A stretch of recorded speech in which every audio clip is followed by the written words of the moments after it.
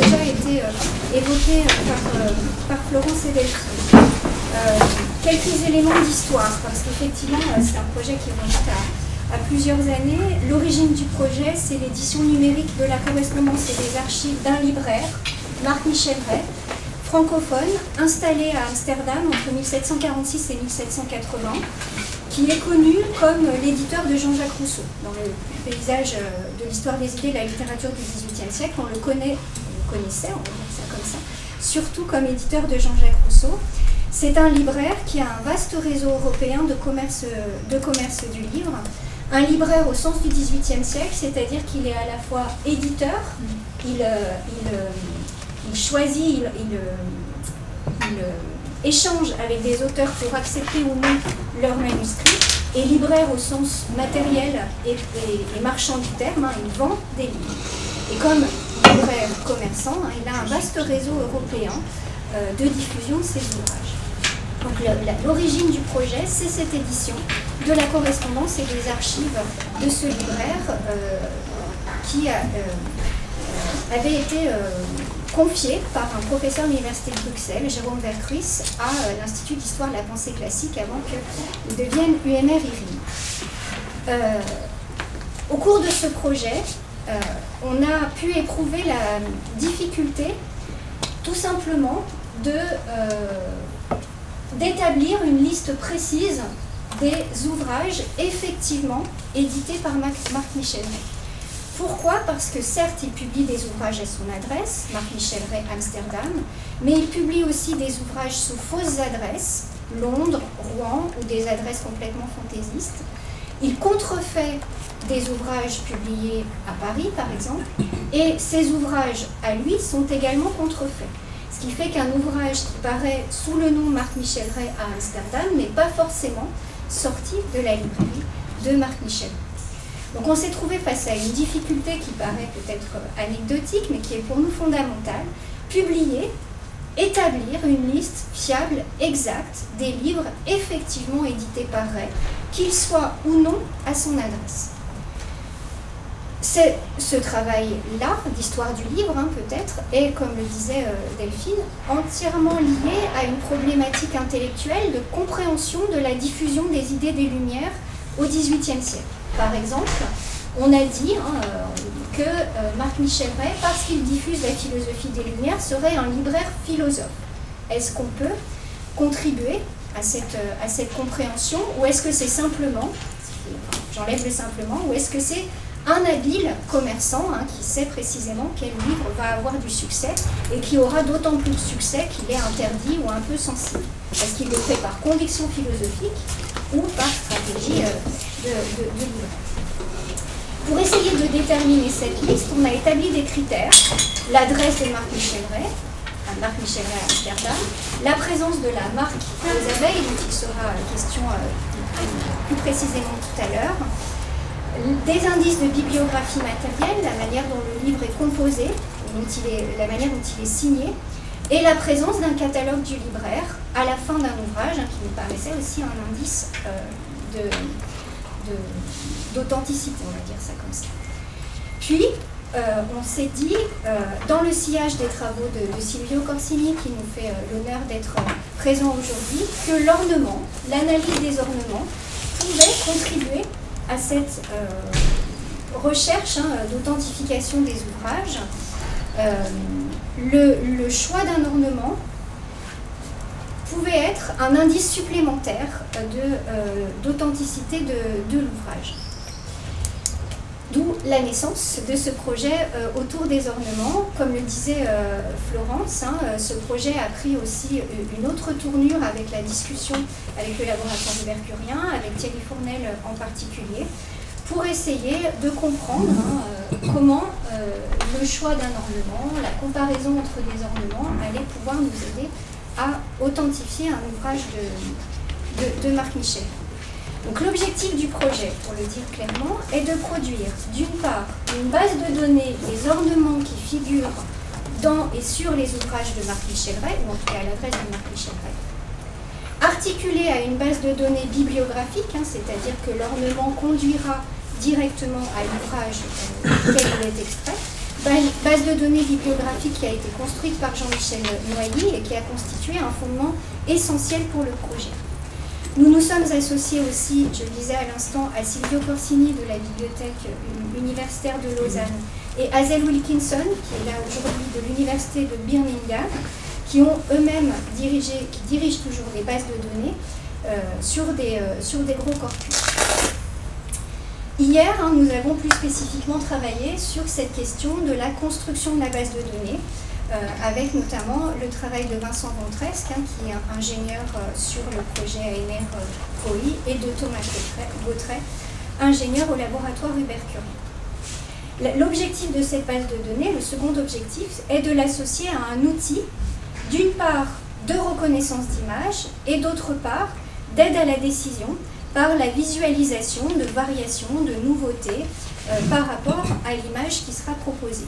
Pour le dire clairement, un utilisateur va soumettre une image à la base de données, une série d'images similaires va lui être proposée, avec laquelle il pourra retrouver son image, et éventuellement, on pourra lui dire que son image est similaire ou pas à celle qui figure dans la base de données en indiquant les éléments de nouveauté. Tout cela sera expliqué beaucoup plus clairement au cours de la journée par Thierry Fournel, Rémi Monet en particulier.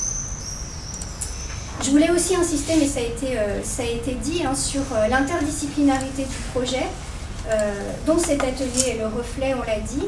Le projet ANR a été déposé dans le comité d'évaluation 38, qui est précisément un comité d'évaluation interdisciplinaire, qui n'est ni SHS ni sciences dures, pour le résumer rapidement, mais qui vraiment promeut cette interdisciplinarité.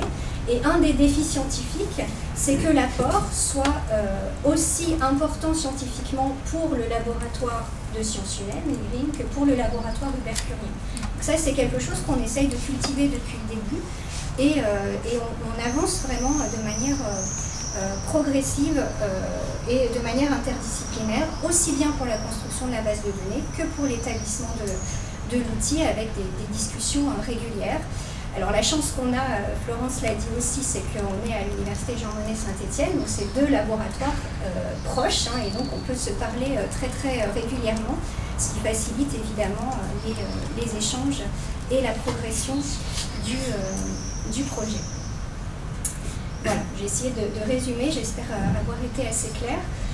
Ce qu'on voudrait aujourd'hui, c'est focaliser l'analyse sur la marque aux abeilles. La marque aux abeilles qui est un ornement un peu particulier, puisqu'il, on va l'expliquer tout à l'heure, c'est une marque qui a été créée spécifiquement pour Marc Michel-Ray, mais qui nous semble emblématique de la problématique à laquelle on se heurte. Pourquoi? Parce qu'elle emblématise la spécificité d'un projet qui est lié à un libraire-éditeur. On fait une base de données des ornements, non pas d'un imprimeur, mais bien d'un libraire-éditeur, et donc qui est représenté peut-être par cette marque. Emblématique aussi de la difficulté d'identification dont je vous parlais tout à l'heure, puisqu'on s'est rendu compte que même pour cette marque qui est censée être la carte d'identité finalement du libraire, on avait des difficultés d'identification, qu'il n'y avait pas qu'une marque, mais plusieurs marques. Je vous le disais tout à l'heure aussi, la marque nous semblait être un signe d'authenticité, mais, on le verra aussi tout à l'heure, il n'est pas impossible que cette marque ait été contrefaite. Et donc, notre critère, là aussi, n'est plus recevable. Et cette marque nous permettra également de vous présenter quelques premiers résultats de détection de nouveautés. Donc, on va essayer de parler à trois voix pour cette introduction. On enchaîne dessus.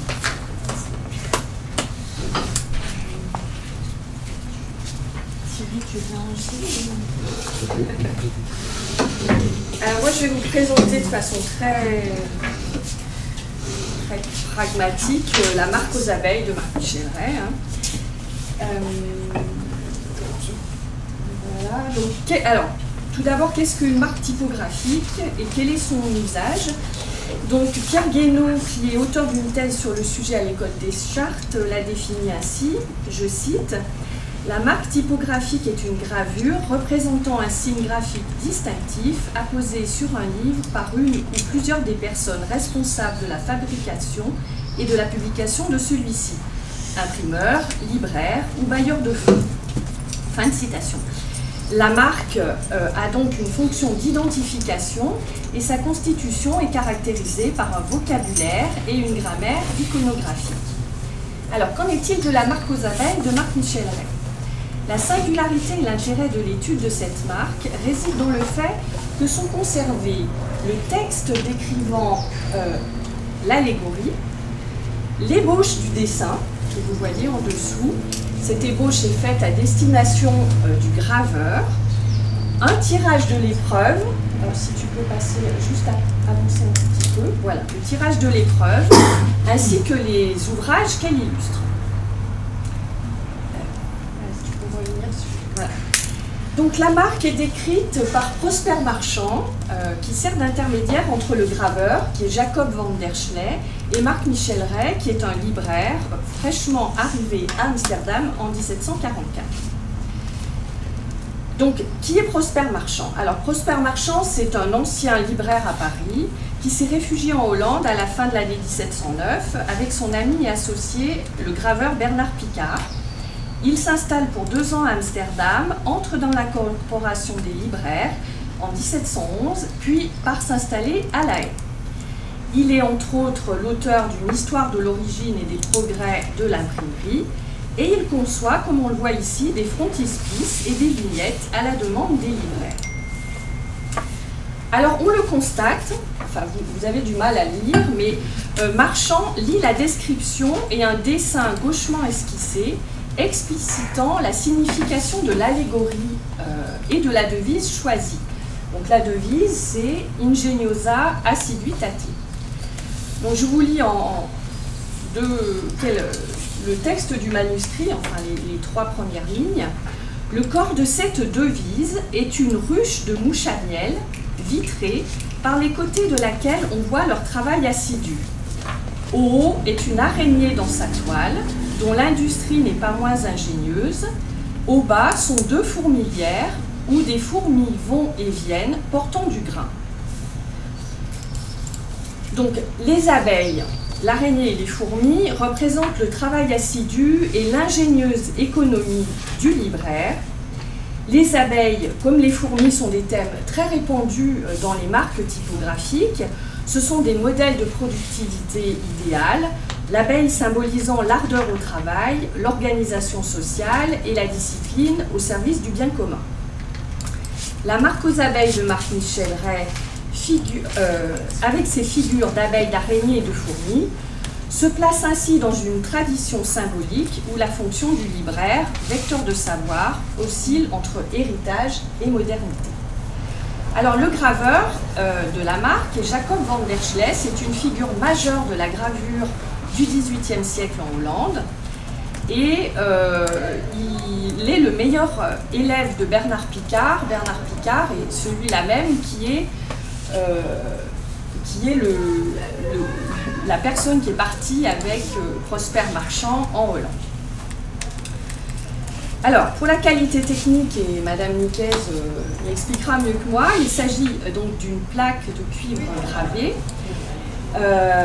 en taille douce, et le placement sur la page de titre nécessite plusieurs passages sur la presse. En effet, de nombreux ouvrages de Marc Michel Rey comportent une page de titre en noir et rouge, ce qui nécessite un passage sous la presse pour la couleur noire, pour la couleur rouge, puis pour l'impression sur une autre presse, voilà, sur une autre presse pour l'impression de cette marque. Voilà. Alors, cette marque a une place privilégiée dans les ouvrages de Rey. Elle est utilisée donc de 1746 pour le premier ouvrage de Marc Michel Rey, qui sont les Pensées de Cicéron, jusqu'à 1778 pour un ouvrage sur la dissertation sur la comparaison des thermomètres. A priori, nous n'avons pas trouvé cette marque dans les journaux de Rey, puisque Bousqueret édite de chaque mois le journal des savants. Alors, cette marque est utilisée sur des pages de titres, à 2 exceptions près, que l'on voit ici, où elle est utilisée en cul de lampe, c'est-à-dire en fin de chapitre, fin de partie, dans l'ouvrage de Rousseau, La lettre sur 2 amants. Alors, j'attire votre attention sur le fait que ces 2 marques sont différentes. Si vous observez bien, d'abord, l'échelle n'est pas forcément la bonne, mais voilà, on voit bien qu'elles ont. Mais il n'y a pas, par exemple, pas le même nombre d'abeilles en haut. Alors, une des premières questions qu'on s'est posées avec cette marque, c'était de savoir pourquoi, si on pouvait comprendre pourquoi, Marc Michel-Rey a posé cette marque sur tel ou tel livre. La marque, les ouvrages portant une marque correspondent à peu près à 10% de sa production. Pourquoi certains livres se voient dotés de cette marque et d'autres pas? Est-ce qu'on peut faire une typologie des ouvrages qui portent cette marque? L'analyse est un peu déceptive, hein, puisqu'on constate qu'on a des ouvrages de différentes thématiques, religieux, très classiques, militaires, ou des ouvrages de philosophie, hein, comme celui de Rousseau. On a des ouvrages de différents formats, puisqu'une hypothèse pouvait être que la marque aux abeilles serait réservée aux ouvrages de grande qualité, un peu luxueux, mais on trouve tous les formats, une quarto, une octavo, une 12, avec même une majorité de une octavo et une 12. Il faut aussi, et c'est aussi pour ça qu'on est très heureuse d'accueillir Madame Niquez et les représentants du musée de l'imprimerie, ne pas négliger les questions pratiques, hein, le recours aux presses, les presses qui sont occupées par autre chose. Enfin, il y a sûrement des explications, pas seulement intellectuelles, mais aussi techniques, pour expliquer la présence ou pas de cette marque. Mais cela nous pose question par rapport à l'enjeu du projet, puisque notre hypothèse était que cette marque représente vraiment l'identité de l'éditeur Marc Michel-Rey, avec cette allégorie que Fabienne a expliquée. Mais il est toutefois difficile d'identifier pourquoi il choisit d'apposer telle marque sur tel ouvrage. Alors bien entendu, le premier ouvrage qui sort de sa librairie comporte la marque, hein, donc c'est aussi pour lui une manière de s'affirmer comme éditeur. Il peut la poser sur des romans à succès, comme Les Illustres Françaises, qu'il reprend de Paris, mais aussi sur des ouvrages philosophiques, scientifiques, donc qui contribuent à la diffusion des idées, sur des ouvrages de Rousseau, comme on en a un exemple ici, sur des ouvrages qu'il réunit pour la première fois, donc ça pourrait être un signe aussi de cette originalité.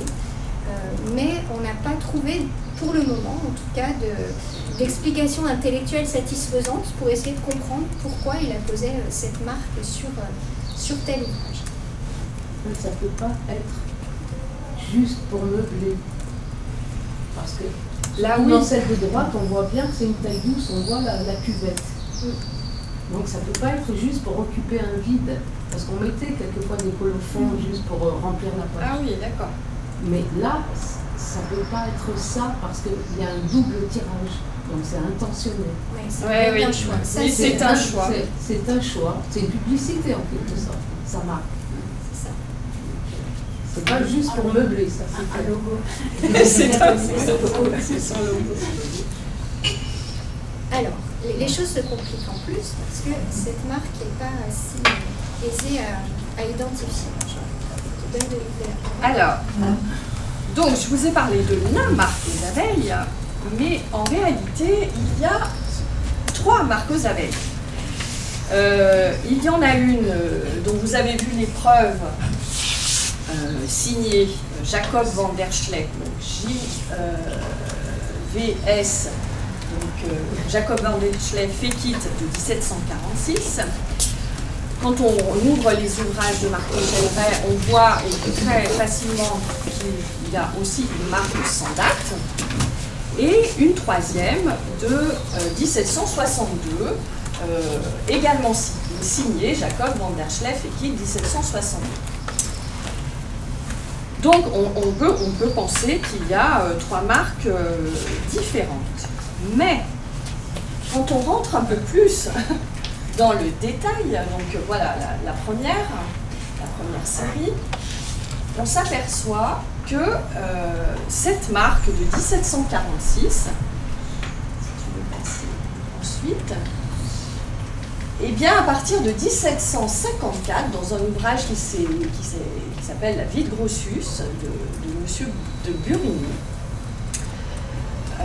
et ça c'est grâce au travail de Thierry, on a pu remarquer une variante, une évolution de la marque. Oui. Avant d'utiliser la machine, on a utilisé et on a essayé de faire un peu le travail que ce que devrait faire nous aider à faire la machine. Et on peut remarquer qu'effectivement Burigny a une montagne, une crête, une ligne de crête un peu différente de l'épreuve. Donc là c'est une détection par un procédé qu'on expliquera un petit peu plus tard dans la journée. Mais effectivement, le suivi de ligne de crête montre une différence légère mais existante.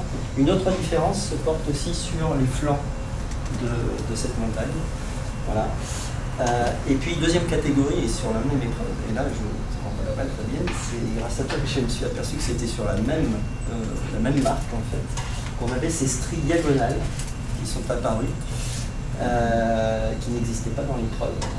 L'origine de ça est-elle pour des raisons d'usure et de maintenance de la plaque? Qui a été rajoutée par-dessus.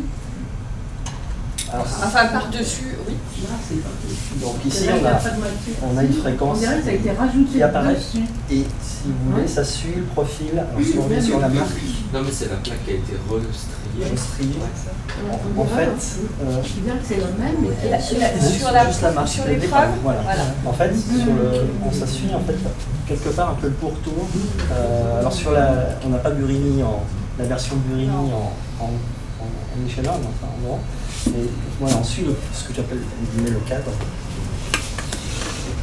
Voilà. Donc c'est typiquement le genre de choses qu'on aimerait détecter. Alors peut-être un peu naïvement de notre part au début, enfin en tout cas la mienne, l'idée c'était évidemment d'utiliser la marque comme porte d'entrée et donc aller vers l'authenticité en identifiant les petits défauts, les variantes, les anomalies, mais pour être plus juste peut-être d'abord les nouveautés, parce que certaines nouveautés pourraient être expliquées par la technique. L'idée était d'utiliser cette porte d'entrée, marque ou ancêtre d'une propriété intellectuelle peut-être, d'utiliser cette marque comme moyen d'authentification d'ouvrages d'art. Donc l'idée, une des tâches du projet, sera justement la détection et la localisation de nouveautés. Alors, deuxième série, je vous ai parlé, donc la première série de 1746. Deuxième série, la marque sans date. Donc là, on n'a pas d'explication. À un moment, on s'est dit qu'elle s'était usée, que la plaque avait été retaillée, donc que ça avait un peu effacé la signature. Et en fait, voilà. Et quand on regarde plus près, grâce au travail fait par Thierry, on s'est aperçu que la marque sans date, il y en a probablement 5 différentes, alors de tailles différentes. Hein. Donc la taille, il y en a qu'on repère très très facilement, puisqu'elles sont... elles n'ont pas la même taille, donc c'est pas compliqué. Mais on a pu repérer 5 marques différentes. On voit bien, entre autres, pour les arbres, certaines n'ont pas d'abeilles en haut. Voilà. Voilà, donc je vous ai illustré rapidement. Et enfin, la troisième série est donc la fameuse marque signée de 1762, dont on a détecté au moins 2 états.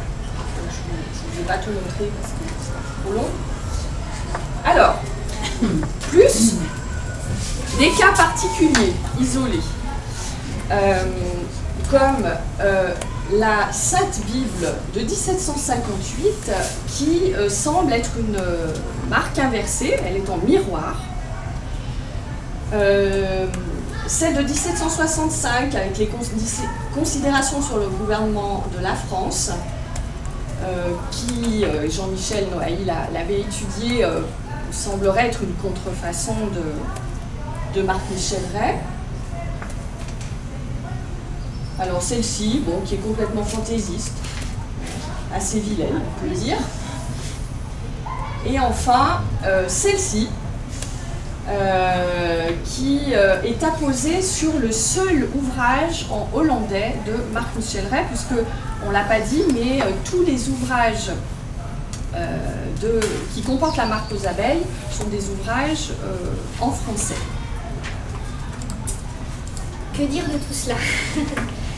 À part que ça a accentué notre perplexité, est-ce qu'on peut retracer une histoire de la marque entre 1746 et 1778, définir des périodes d'utilisation? On s'est rendu compte, Fabienne a fait des statistiques, il y a des périodes creuses, des années où Marc Michel-Ray n'utilise pas cette marque, sans doute aussi pour des raisons techniques.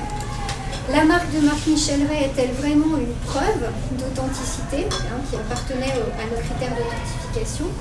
Peut-on contrefaire la marque aux abeilles? On s'est posé la question sur plusieurs exemples. On voulait juste vous montrer par cet exemple un peu atypique, a fortiori en quelque sorte, de notre corpus, la complexité du corpus auquel on a affaire. On a des données peu nombreuses, ça je pense que ça va être redit par les collègues du laboratoire de Berthélien, et en plus des données peu nombreuses et complexes, puisqu'elles ne sont pas stables dans le temps. Le rôle de la base de données pour la marque sera de permettre à l'usager d'identifier ces différentes séries, charge à lui d'en faire sa propre interprétation, finalement on apporte là une aide. Interprétation sur les pratiques de l'imprimerie, c'est l'histoire de variantes finalement, de marques, des pratiques de libraire, des pratiques de libraire philosophe, si tant est qu'on arrive à déterminer pourquoi il utilise ce logo, je reprends l'expression, sur tel ou tel ouvrage. Toutefois, et on va terminer en 5 minutes là-dessus, cette marque constitue un exemple un peu atypique de notre corpus, qui concentre des questionnements sur la pratique et sur la stratégie du libraire, sur la possibilité d'y répondre par des outils d'aide à la décision. Puisque l'enjeu du projet, bien plus largement que la marque aux abeilles bien sûr, est de proposer un outil de détection des variations, on l'a montré très vite sur les Newtime pour la première série de marques, et une aide à l'authentification en attirant l'attention des experts sur des récurrences, des séries possibles, des anomalies. Aider à l'interprétation et ne pas conclure à la place de l'interprète, c'est vraiment l'esprit du projet. Donc on voulait juste vous rappeler en 2 minutes les 2 types d'ornements utilisés par Marc Michel-Ray. Les ornements monoblocs, en une seule construction, en bois ou gravure, on va les traiter ensemble, et des ornements composés qui associent plusieurs petits ornements puisés dans un catalogue d'ornements et construits par cette composition. Et ces 2 types d'ornements conduisent à 2 méthodes d'aide à la décision. Et là, Thierry, je te laisse de nouveau la parole. Tout de suite. Toujours dans cette piste de l'authentification, qui est la piste de départ, on va dire, on a affaire ici à d'autres modes, une autre mode d'impression, une autre technique d'impression utilisant des vignettes de métal, qu'elles en parlent avec moi, et donc constitue en elle-même un tout qui s'achète au kilo, si j'ai bien retenu, et qui n'aurait pas, disons, de précision au-delà qui permettrait, disons, une authentification a priori. Mais on est plutôt parti donc sur l'idée de s'intéresser à la composition, comment sont positionnés, quel est l'arrangement de ces vignettes qui va finalement dessiner cet ornement. Donc ces vignettes, l'origine c'est un fournisseur qui présente son catalogue aux imprimeurs, peut-être à l'éditeur indirectement, je ne sais pas, Mais un choix est fait dans un catalogue de vignettes. Et donc ce catalogue présente ligne à ligne un peu tous les motifs élémentaires qui représentent ces vignettes et qui, par arrangement, constitueront l'ornement. Du coup, est apparue une tâche de cette analyse des ornements, c'est une première tâche qui est de la décomposition, c'est-à-dire restituer, finalement, avoir un algorithme qui permettrait de restituer chacune des vignettes, de les reconnaître, éventuellement de les reconstruire. Ça, Rémi nous en parlera. Ça rejoint des problématiques qui traitent sur d'autres types de données qu'il a eu l'occasion de traiter, qu'il ne traite pas. Voilà, il nous en parlera tout à l'heure. Et cette première tâche finalement de décomposition, finalement, on est en train de désosser l'ornement. Et si tant est qu'il y ait un style dans la composition de Ray, c'est effectivement essayer de capturer à travers les ornements ce style et de le réutiliser. Alors ça c'est peut-être un peu plus futuriste, je n'ai pas sous le contrôle mais c'est d'utiliser ce style, on va dire comment arranger, est-ce qu'il mettre un soleil à côté d'un nuage ou pas, c'est interdit pour elle, ça n'existe même pas, de recomposer par la machine, faire recomposer par la machine l'ornement, et donc de comparer l'ornement recomposé à l'ornement original. Peut-être une façon de, sous-tendu à l'hypothèse d'existence d'un style, qu'il y ait effectivement une façon ici d'authentifier, d'aider à identifier plus modestement l'origine de l'ornement. J'ai une petite question. Alors, je reviens sur la notion de base de données. Parce que ça va quand même être clé. C'est quoi les données? Est-ce que vous avez des ouvrages qu'on peut, disons, photographier à façon? Est-ce que c'est seulement des images? Comment elles ont été prises? Parce que ça me semble quand même assez essentiel à faire. Vincent, tu réponds? Alors, il y a un peu de tout. Il y a un peu de tout. C'est-à-dire qu'il y a des images qui sont produites par des plateformes comme Google. Il y a des images qui viennent de Gallica. Il y a des images qui ont été prises effectivement en haute définition avec un appareil photo. Il y aura un peu tout ça. Oui. D'accord. Aujourd'hui, on compte combien d'ornements dans la base? 23 000. Validé unanimement par des collègues. Et pas forcément acquises de la même façon, etc. D'accord. Et des ouvrages originaux, vous en avez eu dans les mains, vous avez pu en voir? Oui. Ah, d'accord. Oui. Enfin, vous en avez même dans vos collections, d'accord. Quelques-uns. Donc au moins quelques exemplaires que vous pouvez éventuellement réimager. Et le fonds de la bibliothèque municipale de Lyon est aussi très riche en ouvrages de Marc Michel, donc on peut avoir assez facilement accès lors de l'exposition en 2018, il y en a beaucoup. Oui.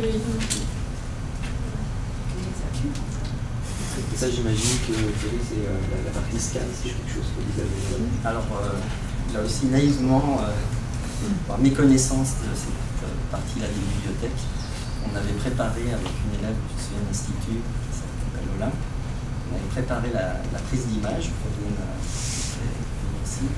Et avant qu'il n'arrive, on avait préparé un matériel pour lester les pages sur les livres, là où les gens effectivement prennent des gants blancs, etc. Bon voilà, c'est juste une anecdote, mais voilà, c'est simplement l'accès effectivement, et déjà on comprend, c'est tout à fait normal si on réfléchit un peu, il faut juste réfléchir. Mais voilà, donc il y a une vraie valeur des données ici. Je précise aussi ça parce que dans le précédent événement TDR, il y avait des questions, des poinçons justement qu'on pouvait composer par quelqu'un de la BNF. Et ancré avec des encres grasses et donc qui brillent. Et ça, on sait dans les techniques de scan, dès que ça peut briller un peu, il y a des pixels qui devraient être noirs qui sont blancs. Quand on va traquer des différences, de poser des.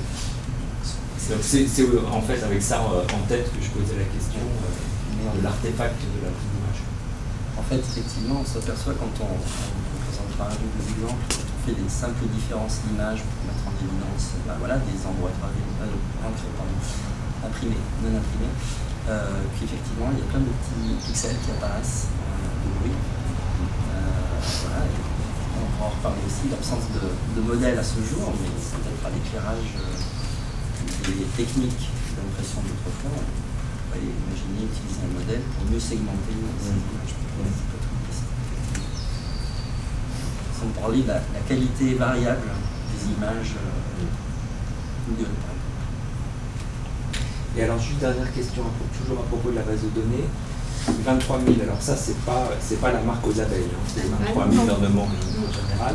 Et quand tu dis, Christelle, qu'il n'y a pas beaucoup de données, 23 000, c'est pas assez, ou tu parlais plus spécifiquement de... Je parlais du nombre d'ouvrages de Marc Picheret par rapport à des données que, voilà, que vous avez plus qui serait nécessaire pour faire... En pratique, hein, puisque Vincent et Thomas ont mis en place un outil de recherche d'images, d'indexation de recherche d'images, on s'aperçoit qu'on a une dizaine d'images par moment à disposition. Ça varie, ça veut dire entre 3 et peut-être 15, voilà, pour donner les idées. Par ornement. Voilà, par ornement. Sachant que dans les composés, on a toute la combinatoire de composition qui est, on l'espère, réduite pour trouver un style, mais néanmoins, on a une combinatoire qui fait que dès qu'on change, on montrera aussi des exemples, dès qu'on change une vignette, c'est un nouvel ornement.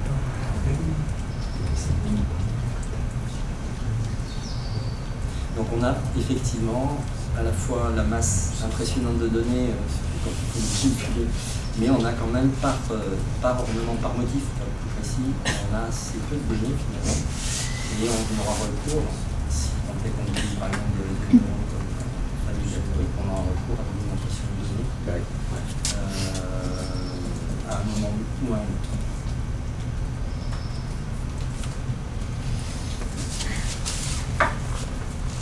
Est-ce qu'on peut poser des questions maintenant? En fait, de vous applaudir.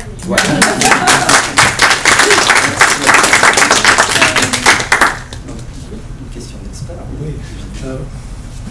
J'aimerais attirer l'attention quand même sur le fait que le but est d'identifier un motif, un ornement, et espérer à partir de ça, identifier l'imprimeur. Donc, à mon avis, ça serait une erreur de trop se braquer sur les petites différences d'ancrage, de regravure d'une marque. À mon avis, c'est très important de conserver toutes les occurrences et les images, que l'utilisateur puisse les voir.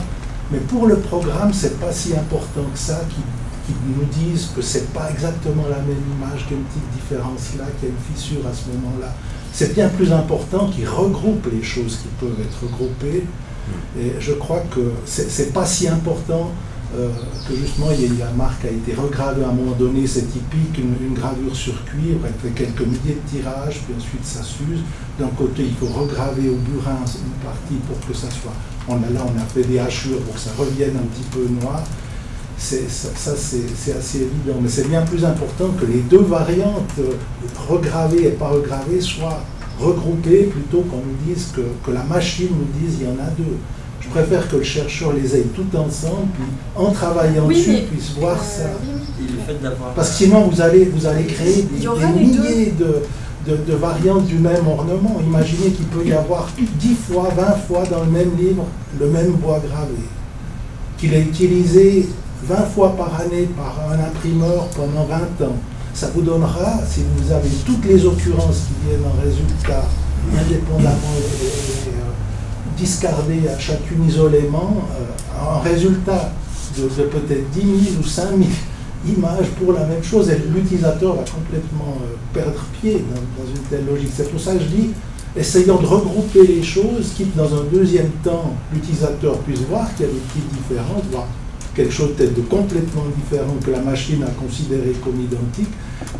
C'est moins grave, à mon avis, que d'avoir une pléthore de résultats parce qu'on a voulu être absolument attentif à toutes les petites variantes.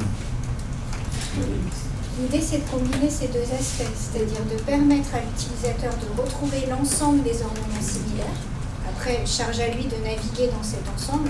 Alors 10 000, ça m'étonnerait, mais en tout cas, qu'il puisse naviguer dans cet ensemble. Et dans un deuxième temps, par rapport à l'image qu'il soumet, de lui dire, là, il y a y a une différence par rapport à la série d'images qu'on a dans la base de données. Il y aurait les deux temps, enfin, dans l'idéal, hein, si on y arrive, il y aurait les deux temps, effectivement. Regrouper cet ensemble, c'est ce que je disais tout à l'heure sur l'exemple de la marque, hein, l'utilisateur va pouvoir trouver les marques de la même série au même endroit, enfin, on va lui dire ça. Et en plus, après, on peut lui dire, là, il y a telle différence. Et ça va peut-être dépendre de, c'est ce qu'on disait un peu hier, hein, de la requête de l'utilisateur. Qu'est-ce qu'il est venu chercher dans cette base de données? Est-ce qu'il veut savoir cet ornement, dans quels ouvrages il se trouve? Point. Ça, on pourra lui dire, c'est l'objectif de la base de données. Est-ce qu'il veut savoir dans quel ouvrage se trouve cet ornement et s'il est vraiment strictement identique à ceux qui sont dans notre base? Ça, ce sera un deuxième élément. On va essayer de tenir les deux.